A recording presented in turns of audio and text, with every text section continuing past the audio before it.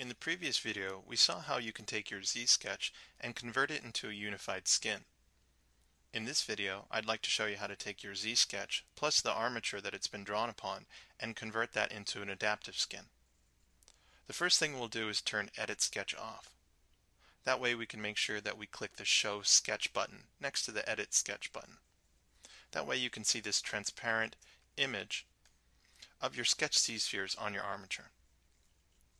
At this point, if we hit the letter A, instead of getting a unified skin preview, we're going to get an adaptive skin preview.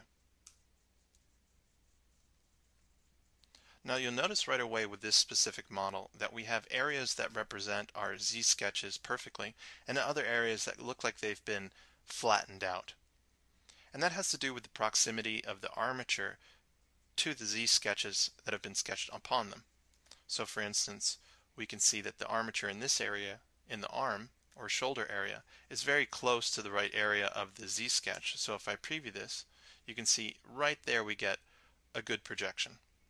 But these other areas, the sketch is just too far away from the armature. So what we need to do is adjust our armature so it fills the volume of the Z-sketch best as possible. So let's do that now. I'll simply jump into my armature. I currently don't have it binded because I don't want to move the Z-sketch around. And I'll just start adjusting the armature Z-spheres.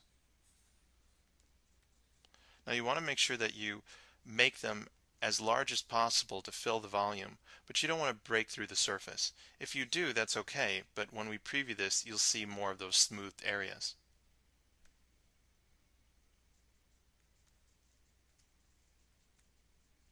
You may have to add a few more Z-spheres to your armature just to get the shape looking just right.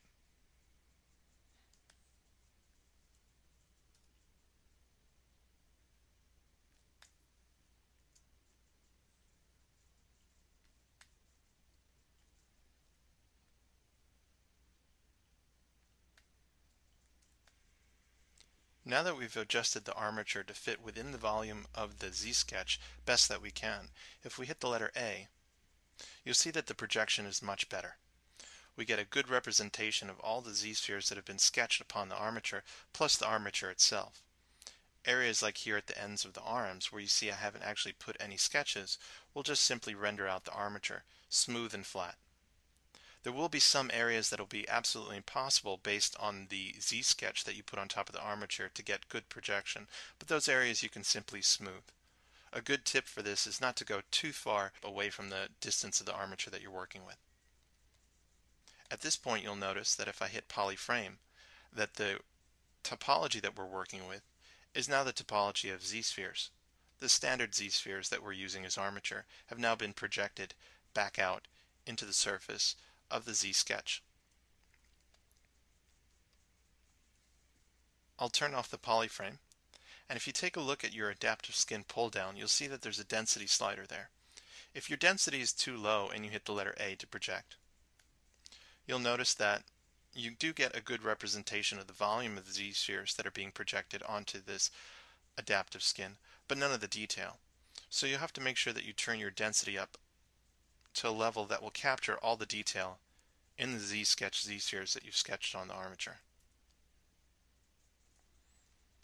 At this point, if you're happy with the projection, you can simply click Make Poly Mesh here in the tool pull down,